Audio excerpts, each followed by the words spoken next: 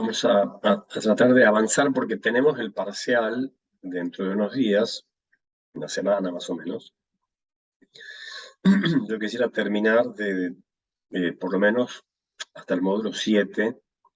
Tal vez al 8 lo dejemos pendiente porque me gustaría trabajar módulo 8, trabajarlo un poco más de lo que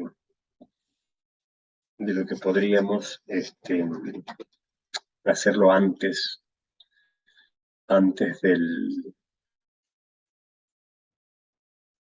del parcial. No, el módulo 7 lo vamos a dejar pendiente. El módulo 7 lo vamos a dejar pendiente. Vamos a dar hasta el 8. 7 garantías constitucionales. Me interesaría que trabajemos mejor garantías constitucionales. Es un tema que van a tener que tener muy presente.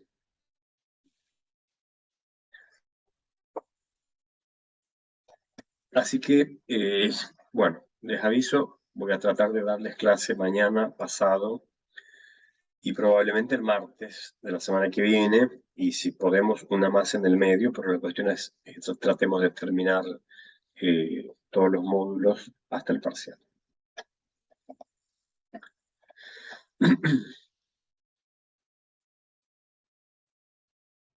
Bueno, dentro del módulo 5 me interesaba más que nada.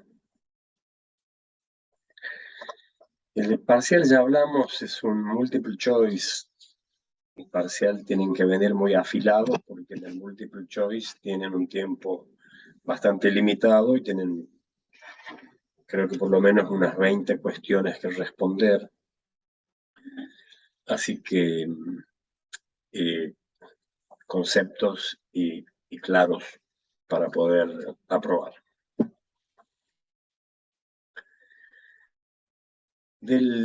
Para cerrar el tema del proceso penal, bueno, tenemos un proceso penal conforme a la Constitución, tenemos un proceso penal basado en normas constitucionales que aseguran o tratan de asegurar el debido proceso, normas que por lo menos en cuanto a su previsión en las normas constitucionales, en los tratados internacionales, son ordenatorias de un proceso basado en garantías constitucionales que, en primer lugar, tratan porque en realidad el que no las quiere cumplir, el funcionario que no las quiere cumplir, no las cumple. Directamente, si no se ha logrado determinar ese incumplimiento de las garantías constitucionales, digamos, no va a haber una consecuencia para el funcionario y, digamos, la violación de la garantía, digamos, va a quedar configurada en el proceso penal con perjuicio grave para el imputado. No es algo que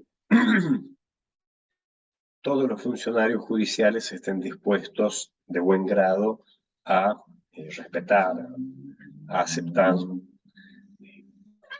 Siempre la garantía tiene que establecer algún tipo de sanción para los responsables de las violaciones, pero no, las constituciones mandan, pero no hay prácticamente, salvo las normas sobre nulidades, que son normas establecidas en los códigos procesales, que es el tema que vamos a ver ahora, salvo las normas procesales que establecen nulidades, no hay ninguna otra forma de asegurar el respeto por las garantías constitucionales en los actos procesales.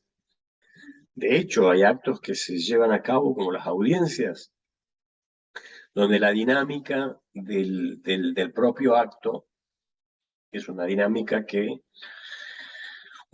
oral, que las cuestiones que tienen que resolver en el marco de la audiencia nos permiten un amplio debate, y muchas veces, esto era algo que era moneda corriente en el sistema escrito, las audiencias quedaban registradas en actas que hacían los secretarios. Esas actas que hacían los secretarios debían tenerse por fieles, completamente fieles de lo que había ocurrido en la audiencia, porque estaban hechas por un funcionario público. Y la verdad es que los secretarios ponían lo que querían. Muchas veces ponían lo que los jueces le iban indicando que pongan en las actas de audiencia. Entonces, de repente uno se encontraba con un documento parcial, un documento que nos servía a los fines de documentar que en la audiencia había ocurrido algo, por lo cual uno debía plantear una nulidad. Por ejemplo, alguna actitud de alguno de los jueces. Bueno, los jueces son muy arbitrarios, y en el sistema acusatorio, incluso ya con la existencia de el debate de juicio oral, incluso en ese momento los jueces tomaban decisiones, digamos, violatorias de derechos, no hacían lugar a planteos de la defensa, y nadie se espantaba, y no había ninguna consecuencia, ¿no? Entonces, a ver, configurar un proceso penal como está configurado en la Constitución, pero que sea al mismo tiempo efectivo, no es algo que los códigos garanticen, porque siempre queda un margen arbitrario para las decisiones de los jueces. Son decisiones que los jueces no aceptan de buen grado que la defensa les enrostre la violación de alguna garantía o la realización de un acto irregular, y lo único que le queda a la defensa es protestar para recurrir en casación. No tiene ninguna otra posibilidad. Entonces, bueno, la idea de la Constitución es un proceso que tenga garantizado varios derechos, sobre todo el derecho de defensa. El derecho de defensa se divide en una serie de otros derechos y garantías que los vamos a ver más en detalle cuando hagamos el trabajo del módulo 8, del módulo 7. Y este debido proceso incluye garantías propias del imputado, que son garantías aseguradas en la Constitución, que deben observar los sistemas judiciales, referidas a la realización de ciertos actos, la presencia del defensor, la cabal comprensión de la acusación, por ejemplo, ¿no? Para lo cual, si el imputado no habla el idioma, deberá proveérsele un intérprete, ¿no? Estas normas derivadas de las constituciones que han sido recibidas en los códigos procesales son normas que están orientadas al respeto de esas garantías constitucionales.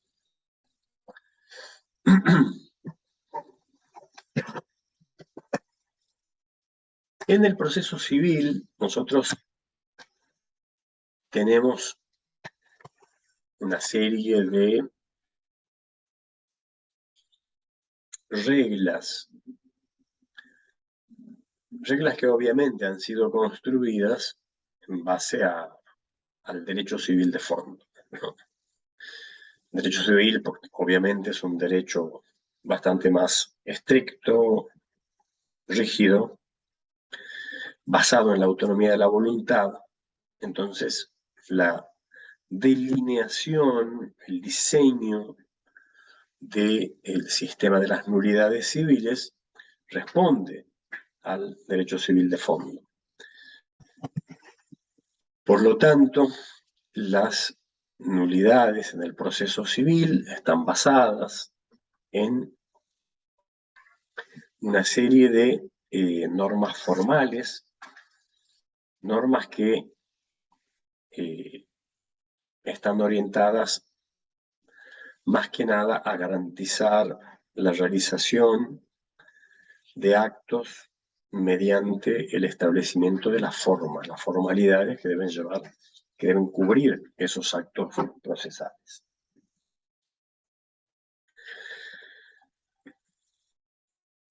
Ferraioli hace una suerte de análisis. Ferraioli es un filósofo del derecho italiano de nuestro tiempo, es magistral, que ha escrito una obra monumental que se llama Derecho y Razón, en la que hace un análisis del derecho y de la democracia, y sobre todo del derecho penal y del derecho procesal.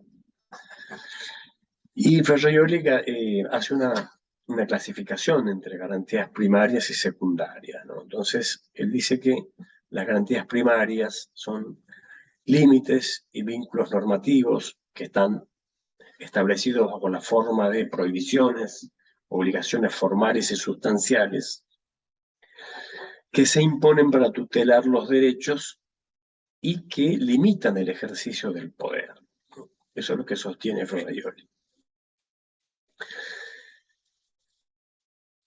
Limitar el ejercicio del poder, mire, caracteriza a Ferraioli al poder político como un poder salvaje, ¿no? Esto es lo que dice Ferraioli. Los poderes, muchas veces, los poderes gubernamentales, los poderes políticos que ejercen directamente el poder estatal, muchas veces se convierten en poderes salvajes, ¿no?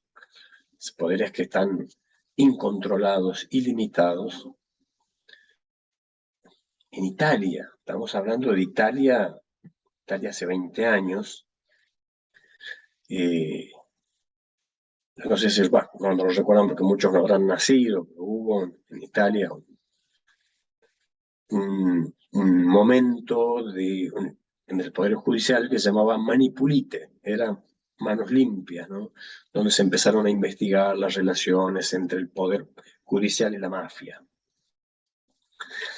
Y la verdad que, digamos, era espantoso el tema de las relaciones que tenía el Poder Judicial, ¿no? No hablemos ya del Poder Ejecutivo ni del Legislativo.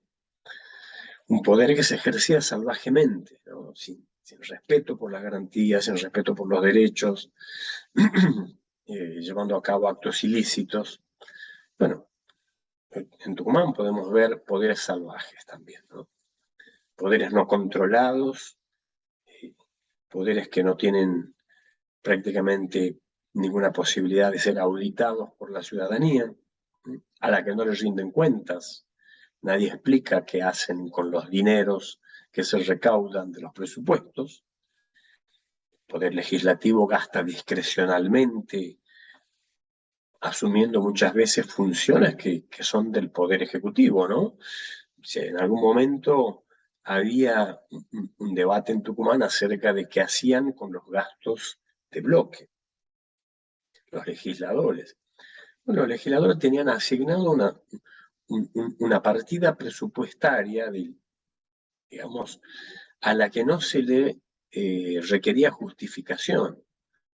Digamos, el equivalente a una dieta, que serían, no sé cuánto, 500, 600 mil pesos hoy, para que el legislador haga política, y haga política repartiendo dinero, que se suponía que eran dineros para que el poder legislativo, que eran estos legisladores, hicieran beneficencia, compraran pasajes para personas, pagaran en algún momento velatorios o remedios o cosas por el estilo, cuando eso debe ser una función del Poder Ejecutivo, o sea, algo que no tiene mucho sentido, ¿no?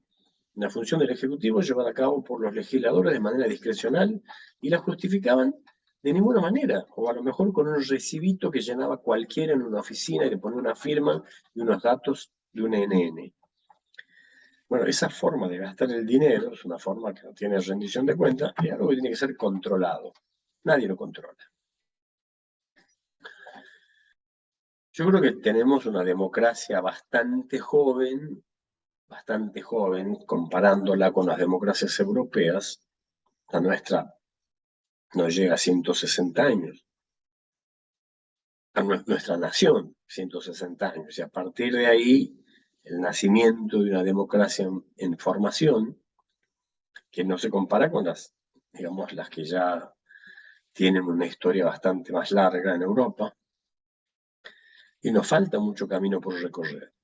Pero bueno, aparte de las garantías primarias, que son estas prohibiciones formales y sustanciales que limitan el poder, entre las cuales están las garantías constitucionales, aquellas normas legales de rango inferior que establecen también obligaciones funcionales, por ejemplo, prohibiciones para las policías, prohibiciones para los órganos judiciales, para los ministerios públicos, por ejemplo, las limitaciones a los actos que impliquen violar garantías constitucionales. Entonces, las propias leyes establecen, a ver, en qué momento una requisa puede ser válida, en qué momento un allanamiento será válido, en qué momento algún acto del Poder Judicial será válido. Pero aparte de esas normas que son garantías primarias, Ferrajoli también nos dice que hay otro tipo de normas que son las que establecen las formas de la reparación de las violaciones de las garantías primarias, ¿no?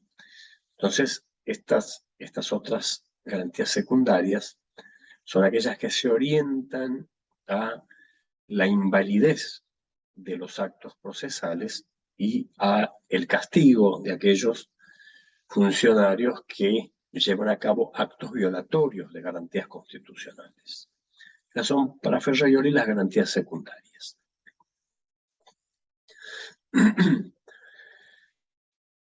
En el derecho civil, en el proceso civil, vemos que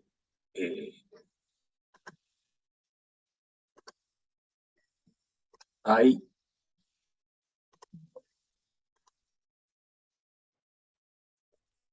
una primacía de los elementos formales de los actos procesales, y siempre en el derecho civil se puso mucho el acento en la forma, ¿no? Si ustedes recuerdan cómo se perfeccionaban los contratos en Roma, bueno, había fórmulas sacramentales que había que respetar, entonces tenía que venir el promitente a hacer la oferta y la aceptación de esa oferta, entonces se perfeccionaba el contrato. Toda la formalidad propia del derecho civil se ha transmitido al proceso civil, entonces el elemento formal es importante, ¿no? Siempre en el proceso civil va a primar la idea de que las formas deben ser observadas y que cuando hay un quebrantamiento de la forma se produce una irregularidad, una violación de la forma, implicaría una nulidad.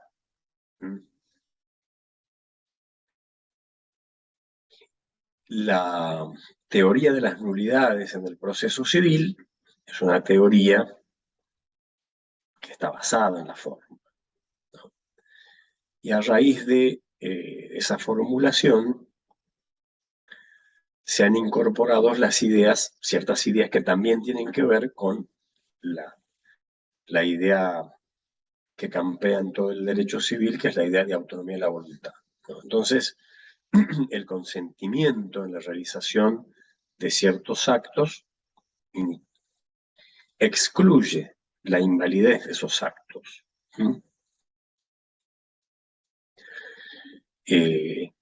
Cuando se ven afectados otros requisitos del acto, como por ejemplo el consentimiento de los sujetos o el objeto del acto, eso, digamos, no daría en principio lugar a la nulidad del acto procesal, que sí es una causal de nulidad en el derecho de fondo, ¿no?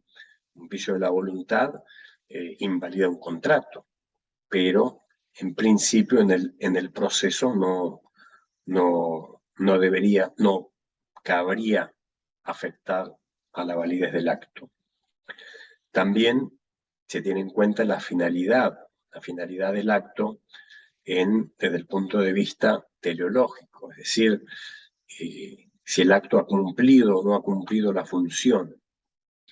Y además, tiene que haber un gravamen para que se declare una nulidad en el proceso civil, tiene que haber un perjuicio, ¿no?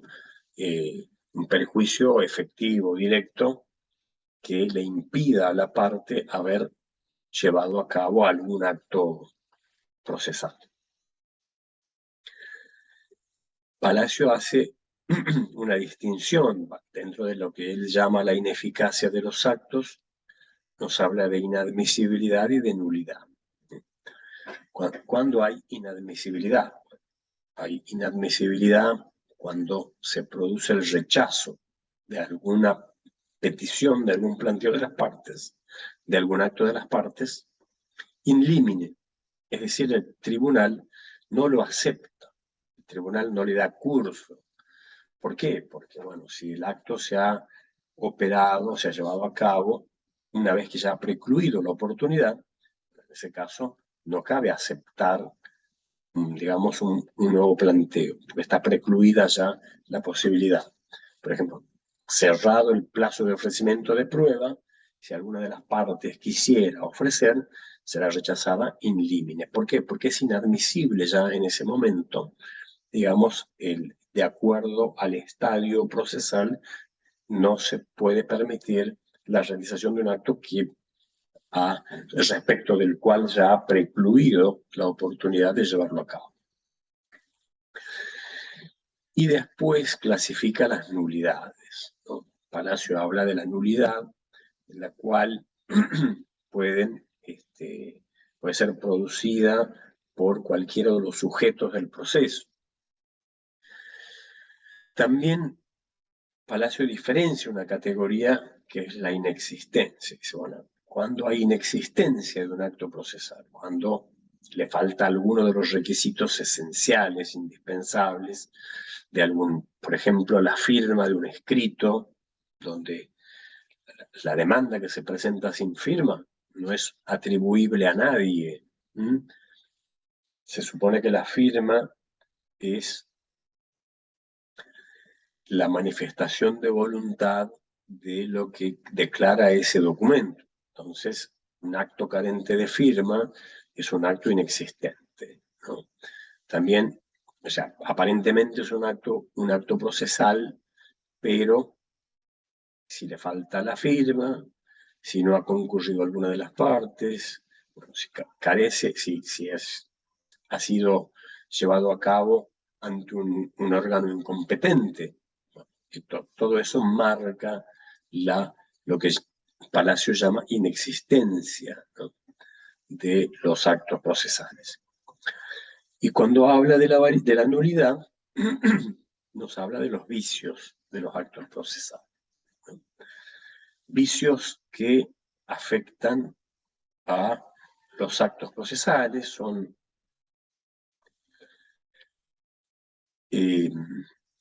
de acuerdo a las normas, son vicios que funcionan en algunos planos diferentes.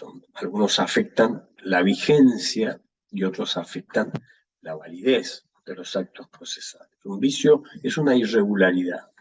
Un vicio es la falta de alguno de los requisitos para que el acto procesal sea válido. Ustedes recuerden que los actos procesales tienen requisitos en cuanto a los sujetos, la presencia de las partes, por ejemplo, la presencia de algún sujeto, la manifestación del sujeto, un acto que sea una declaración testimonial. Sin testigo, bueno, es un acto inexistente, pero una declaración testimonial, por ejemplo, en la cual el testigo no ha prestado juramento, es un acto que puede ser anulado, porque El juramento es un requisito esencial de la declaración testimonial, porque asegura que el testigo va a ser veraz, asegura la veracidad del testimonio. Entonces, no tomarle juramento es una falta, una carencia de uno de los requisitos básicos esenciales de la declaración testimonial. Cualquier irregularidad que tuviera algún acto procesal puede derivar en la declaración de nulidad, ¿no? Pero para que se declare la nulidad en base a algún vicio, alguna irregularidad, primero el vicio debe existir y tiene que haber una previsión en la norma.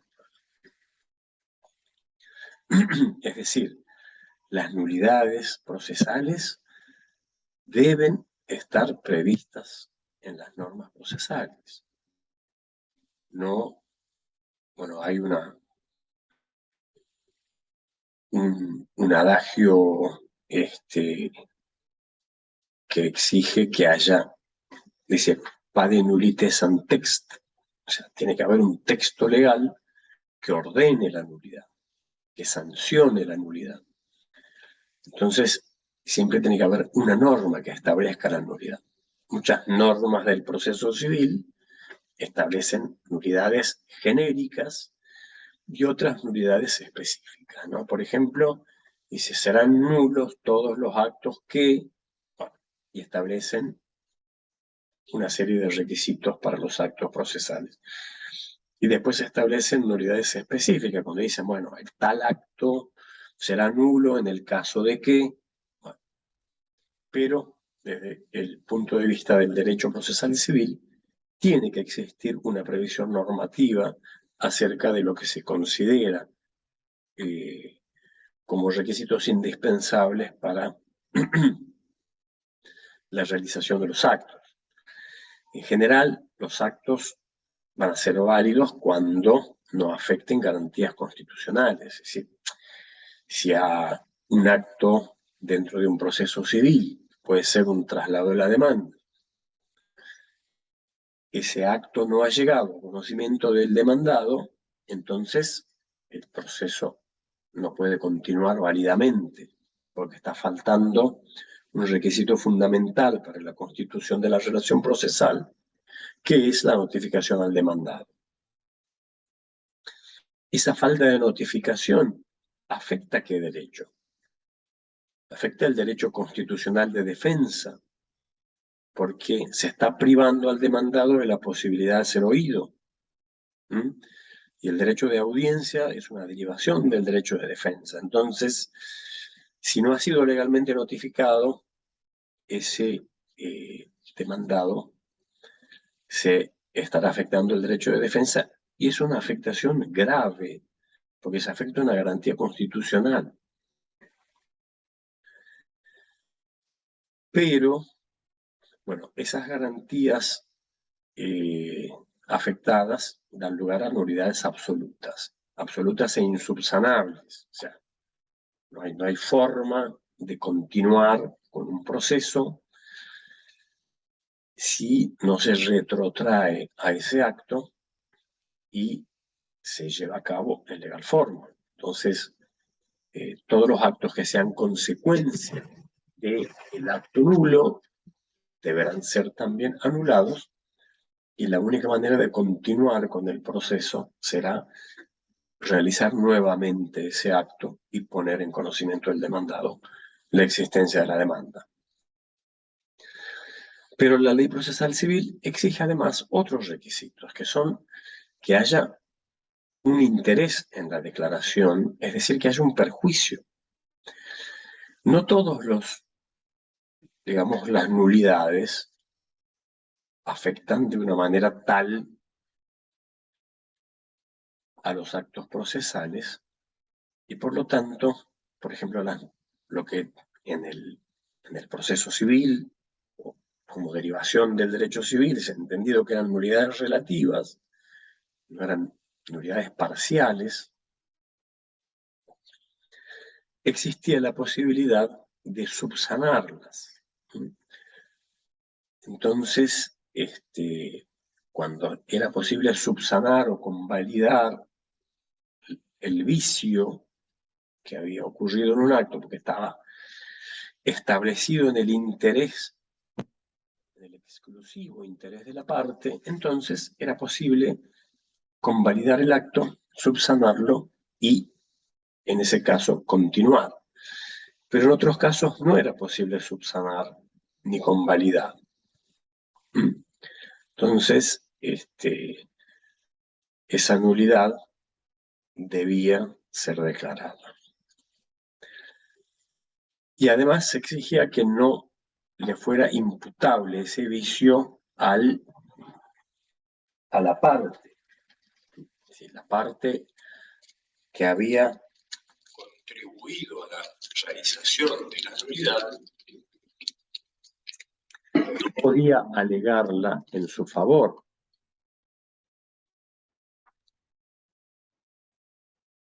Había un principio que es el nemo auditur, no se puede escuchar al que alega la propia torpeza. Es decir, si yo he contribuido a la configuración de una nulidad, bueno, yo no puedo alegarla en mi favor. Entonces, los principios que regulan todo el esquema de las nulidades en el proceso civil son el principio de especificidad, que está regulado en el Código Procesal Civil de la Nación y de Tucumán. Ahí están las normas, en los artículos del Código Procesal Civil de Tucumán. El principio de especificidad, el de trascendencia, el de convalidación y el principio de instrumentalidad de las formas. Basados en todos estos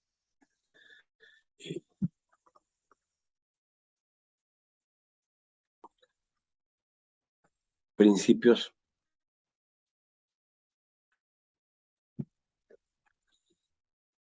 que son aquellos que establecen, digamos, la necesidad de previsión legal, principio de especificidad, el principio de trascendencia, es decir, que haya una afectación de un derecho, el principio de convalidación de aquellos actos que no hayan provocado una nulidad absoluta, o sea, violación de garantías constitucionales, y el principio de instrumentalidad de la forma, es decir, las formas han sido establecidas, las formas de los actos procesales han sido establecidas como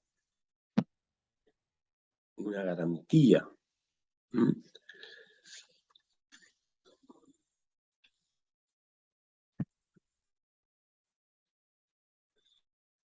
El principio de instrumentalidad de las formas exige que haya una relación directa entre la irregularidad y la finalidad del acto. Entonces, cuando se ha llegado a la satisfacción del fin para el cual ha sido instituido el acto, entonces no va a haber una nulidad. Por ejemplo, en el proceso escrito, que es muy sacramental,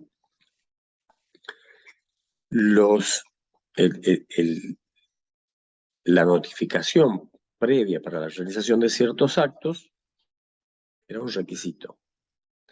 ¿Un requisito para qué? Para asegurar que la parte comparezca, que la parte interesada o el sujeto o el testigo comparezca. Entonces, de repente, si un testigo llegaba a una audiencia y no estaba el acto de notificación, por ejemplo, no estaba la cédula de notificación, inmediatamente los abogados planteaban la nulidad. ¿Pero por qué vamos a plantear la nulidad? Porque no está la cédula de notificación. Bueno, pero ¿por qué está el testigo ahí? Bueno, alguien lo llamó y le dijo que venga. Pero sin embargo, se hacía lugar a la nulidad basado en la falta de notificación, hasta que se entendió que la finalidad del acto estaba cubierta, porque lo que se quería con la notificación era que el testigo venga. Si el testigo está en el acto, entonces el acto ha cumplido la finalidad. Entonces no hay por qué anularlo.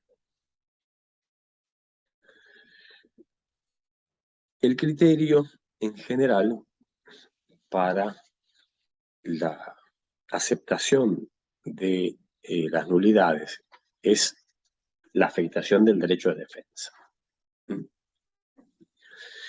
Cuando hay una afectación o un quebrantamiento de las normas que han sido instituidas para asegurar el derecho de defensa, bueno, en ese momento se podrá hablar de una nulidad.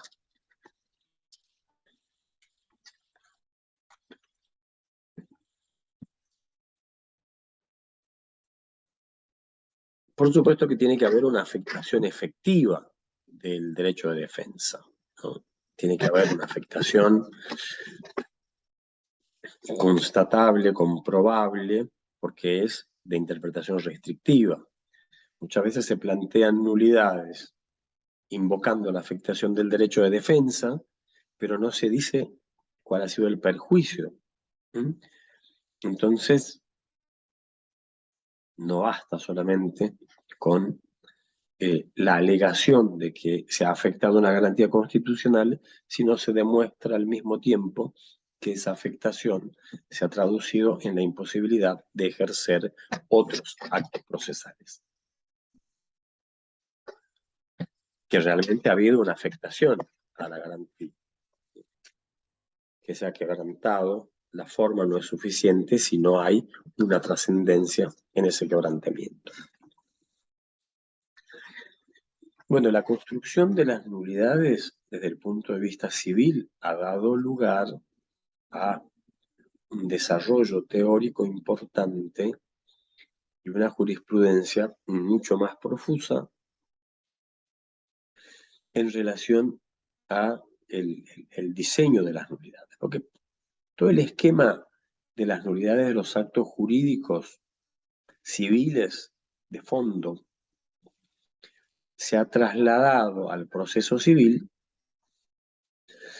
y ha sido más complicado este desarrollo teórico, ha sido mucho más complicado entender, interpretar y aplicar, ¿no?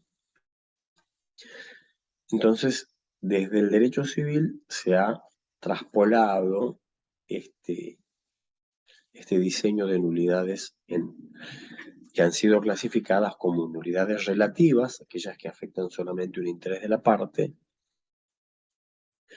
nulidades absolutas, que son aquellas que afectan al orden público o garantías constitucionales, y nulidades virtuales, que son aquellas que han establecido prohibiciones probatorias.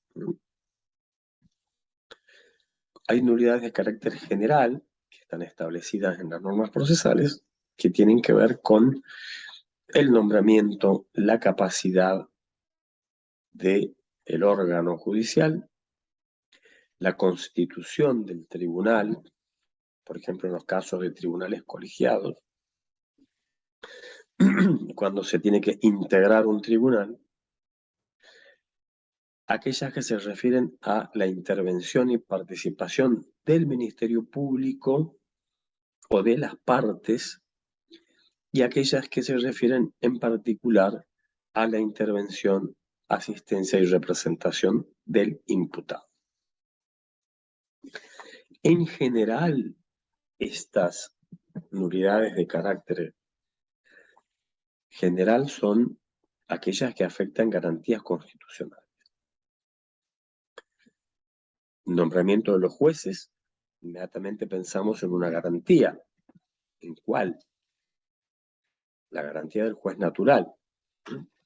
Si, por ejemplo, el juez ha sido nombrado sin llevar a cabo el procedimiento constitucional o legal, ¿no?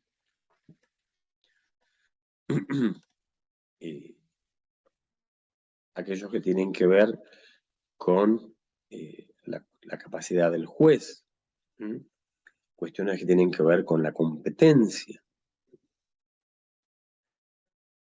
el derecho de defensa del imputado. Todas estas son nulidades que están referidas a garantías constitucionales. Estas violaciones de garantías constitucionales afectan a el derecho de defensa o afectan a alguna otra garantía, da lugar a la configuración de vicios que son defectos absolutos, que están establecidos en las normas para satisfacer o reglamentar garantías constitucionales o formas establecidas para proteger a la persona frente al Estado.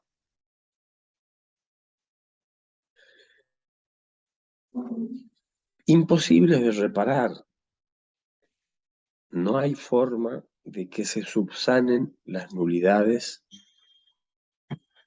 que afectan garantías constitucionales.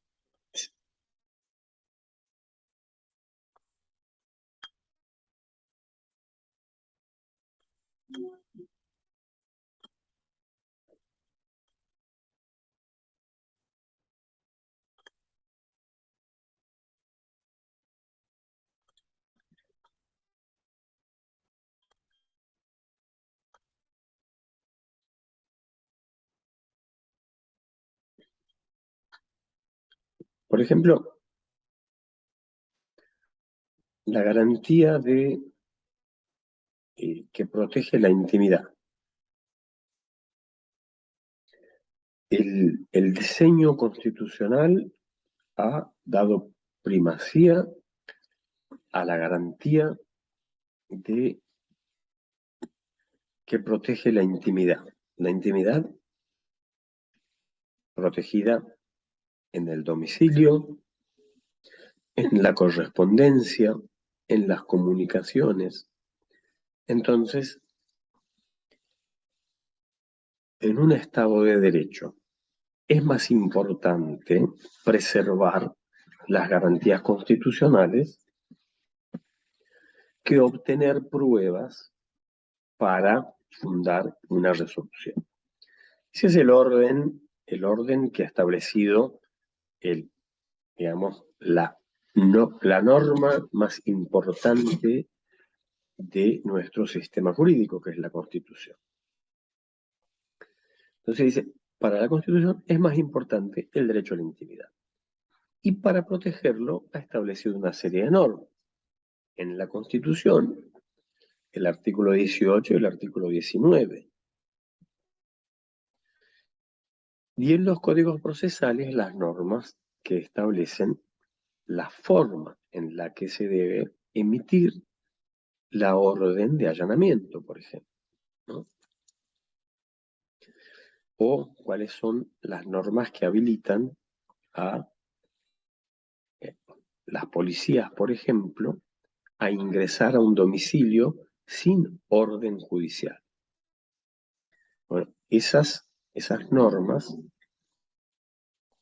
son normas que establecen que su violación va a dar lugar a una sanción para el acto que ha sido llevado a cabo violando las garantías constitucionales, que es la configuración de un vicio irreparable, insubsanable. No hay forma de volver atrás. En cuanto al perjuicio, en materia civil, hay un adagio latino que dice pari nullite sans grif, que es no hay nulidad sin perjuicio, ¿no? ¿Por qué? Porque las nulidades han sido establecidas, pero no para satisfacer caprichos formales, sino para reparar aquellos perjuicios, aquellos efectivos perjuicios que hayan sufrido las partes en la realización de ciertos actos. Y además, cuando ese perjuicio, esa desviación del acto, suponga una restricción a los derechos y garantías de los litigantes. Tiene que haber un perjuicio que se traduzca en la imposibilidad de ejercer algún derecho. Por ejemplo, la falta de notificación implica la imposibilidad de asistir a controlar, por ejemplo, una declaración testimonial, una pericia. Entonces, a ver, si yo, a pesar de no haber sido notificado, tuve la posibilidad de asistir y estar presente en el acto, entonces yo he convalidado el acto con mi presencia, no cabría alegar un perjuicio por falta de notificación. Cosas que, digamos, han sido muy corrientes durante la vigencia del sistema escrito, que abogados por chicanear solamente, a pesar de que habían estado presentes en el acto, decían, bueno, pero a mí no me llegó la notificación. No. En realidad, el acto se pudo llevar a cabo, cumplió la finalidad y con eso es suficiente. Todo el sistema de las nulidades civiles ha sido muy criticado porque no, digamos, por traer todo el esquema de nulidades del derecho civil de fondo, que son absolutas, relativas, parciales, totales, ha dado lugar a confusiones en la jurisprudencia, confusiones de los tribunales. No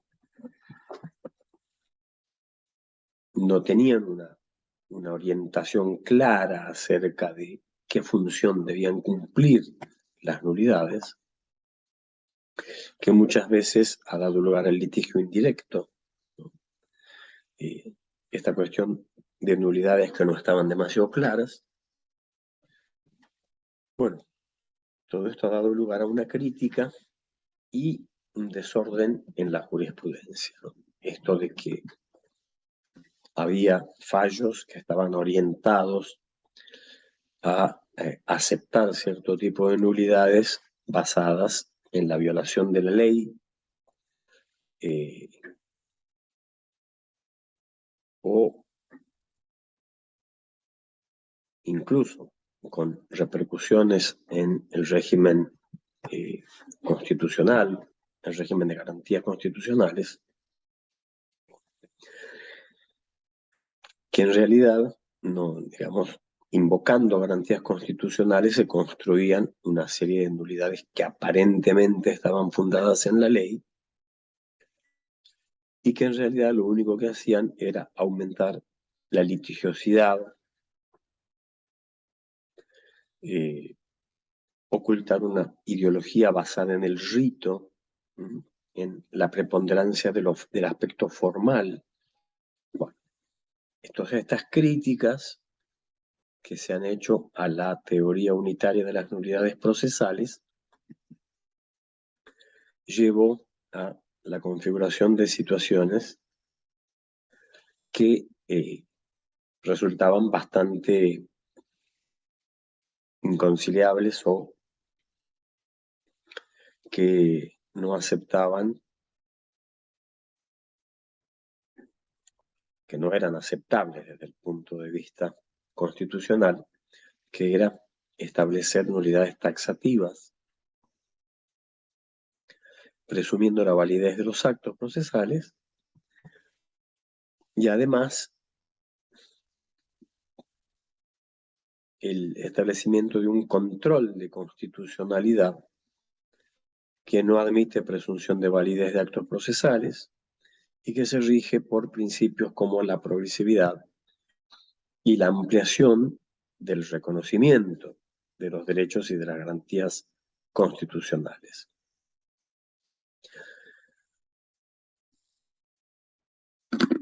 Binder hace una crítica a este sistema de nulidades y dice, bueno, en realidad este diseño normativo viene del concepto de la teoría general de los actos jurídicos, toma a la forma procesal como una subespecie de forma jurídica de los actos jurídicos, aumenta el desorden conceptual, confunde la jurisprudencia y nos quita de lo importante, nos saca de lo importante, que es analizar los actos procesales en virtud de su función, ¿no? Dice Binder que en realidad la teoría de las nulidades no responde a la idea de función, responde a la idea de forma. Y en realidad las formas procesales han sido establecidas para resguardar las garantías. Bueno, desde el punto de vista del proceso penal ha habido intentos de reconstruir el sistema de las nulidades procesales. Por ejemplo, algunos autores como Creus trató de hacer un modelo teórico diferente. Dálvora tratar de dar orden a la jurisprudencia, marcando algunas tendencias más aceptadas por los tribunales. Hubo también un intento de elevar el aparato conceptual hacia la interpretación constitucional de Nelson Pessoa, o Mayer de poner un orden conceptual desde la teoría general del derecho. Entonces, respuestas que algunos autores han intentado dar desde el proceso penal. Binder hace una diferenciación en cuanto al elemento formal y nos dice, las formas están instituidas para cumplir alguna función. Las formas procesales no están caprichosamente establecidas. Algunas formas cumplen funciones, ¿no? Por ejemplo, si las formas cumplen la función de proteger al imputado frente al poder punitivo estatal, bueno, entonces ahí tenemos el sistema de garantías. Esas formas, por ejemplo, la inviolabilidad de la defensa, la incoercibilidad de la declaración del imputado. ¿Qué formas se han establecido para proteger esa garantía? Bueno, la forma de la garantía del imputado es la presencia del abogado defensor, ¿no? Entonces, si no está presente el abogado defensor en la declaración del imputado, esa declaración es nula. ¿Por qué? Porque es una nulidad establecida para la representación, asistencia del imputado, y nada más y nada menos que para el ejercicio del derecho de defensa. Entonces, ahí tenemos una forma establecida para garantizar al imputado el ejercicio del derecho de defensa frente al poder arbitrario estatal. Poder arbitrario estatal que no hace mucho tiempo en nuestro país, durante la vigencia de la dictadura militar, era algo normal tomarle declaración al imputado en las comisarías sin abogado defensor. Bueno, por ejemplo, el Código de Córdoba, Código Procesal Penal de Córdoba, estableció un esquema de organización del Ministerio Público con representación de fiscales en las comisarías. ¿Para qué? Para que estuviera por lo menos un fiscal, ¿no? Dándole legalidad al acto. Bueno, si estaba el fiscal en la comisaría, también en el momento en que declare el imputado tendría que estar presente el abogado defensor. Hay otras normas que se establecen prohibiendo la autotutela, por ejemplo,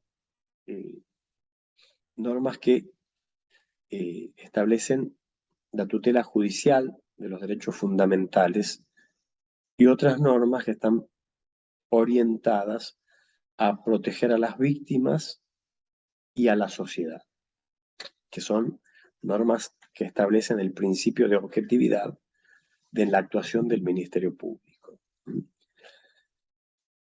Y Binder dice que no hay un solo régimen de nulidades y que en realidad no es útil la teoría unitaria de las nulidades, y en realidad propone basarnos en un sistema más sencillo, en primer lugar, un sistema de invalidez, pero que tenga en cuenta el incumplimiento de las funciones del acto en cuestión. Cuando el acto no ha cumplido la función, bueno, podemos hablar de invalidez. Pero en realidad, las formas están establecidas para asegurar la vigencia de las garantías constitucionales. Las formas procesales no son caprichosas, o por lo menos no deberían ser caprichosas. No están establecidas para satisfacer pruritos formales. Las formas están establecidas como garantías. Entonces, en primer lugar, el incumplimiento de las formas no da lugar a la nulidad, pero sí el incumplimiento de la función del acto. Y cuando se violan las normas que aseguran la función, bueno, recién en ese caso vamos a tener una nulidad. Pero Binder propone en general, a ver, si tratemos para evitar dar lugar a litigio indirecto, para evitar discusiones interminables en cuanto a si un acto es válido o no, lo que tenemos que hacer es, cuando el vicio es intrascendente, sanear el acto procesal. El saneamiento produce la reparación del acto. Cuando, por ejemplo, si el vicio es intrascendente, a ver, faltó la firma, bueno, pongámosle la firma. Si faltó un requisito que no está, que no sea un vicio que dé lugar a una violación de garantías constitucionales, bueno, convalidemos el acto.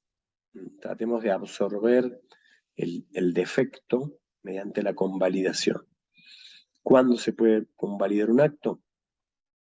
Cuando no ha provocado una violación de garantías constitucionales y es posible. Bueno, ese acto produce la convalidación absorbiendo el defecto. Y cuando no es posible ni sanear ni convalidar, recién en ese momento podemos hablar de una privación de efectos del acto que va a dar lugar a la nulidad. La conclusión a la que llega Binder es que las formas se han establecido en las normas procesales para asegurar las garantías, para que los principios estén siempre presentes en los actos procesales concretos y para asegurar el cumplimiento de los principios se han establecido las formas procesales. Entonces las formas no cumplen una función de garantía. Forma procesal, y esto es diferente en materia civil, las formas procesales no son establecidas de manera sacramental, sino solamente para asegurar el respeto por las garantías constitucionales. Entonces, cuando Binder hace su teoría de las nulidades,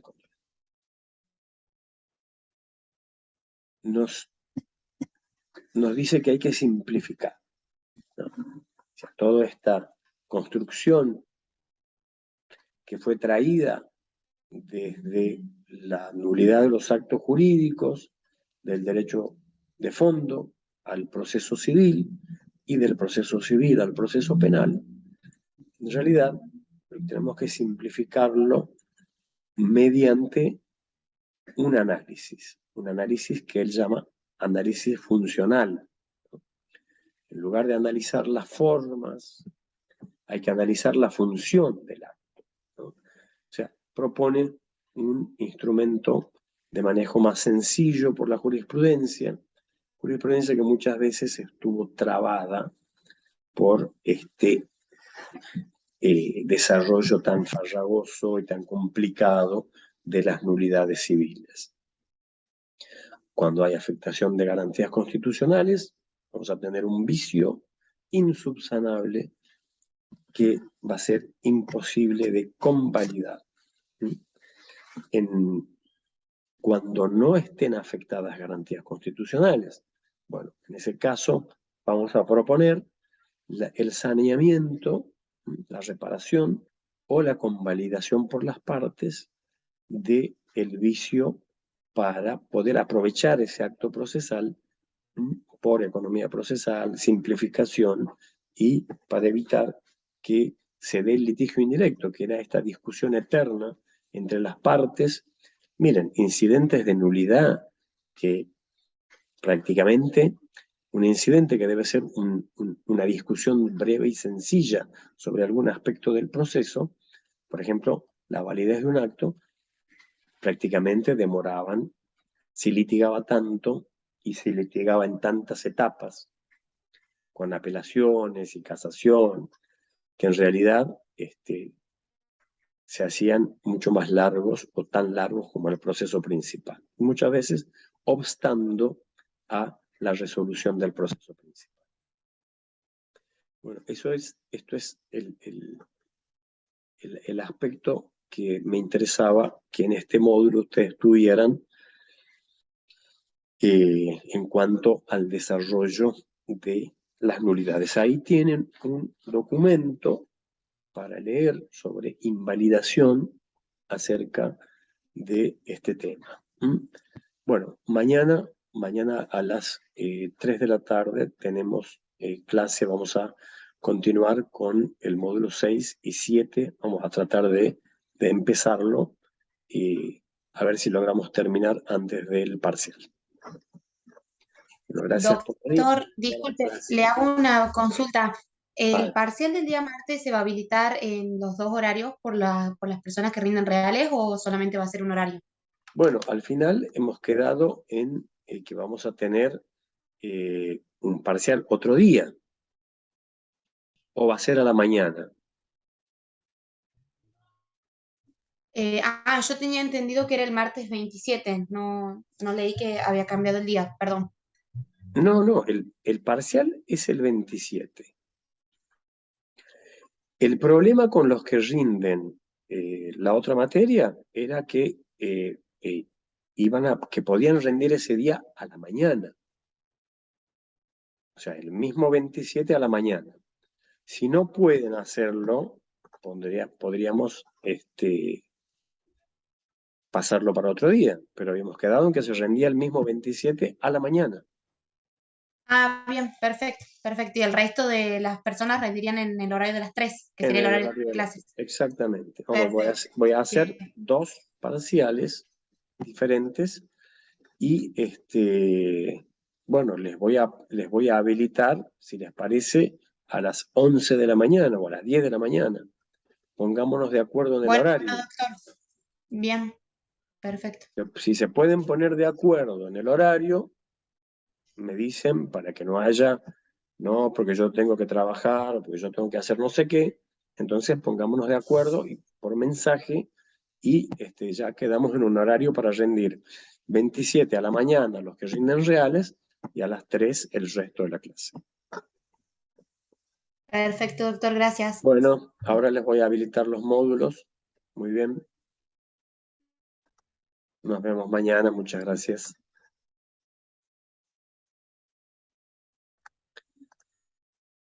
Hasta luego. Hasta luego.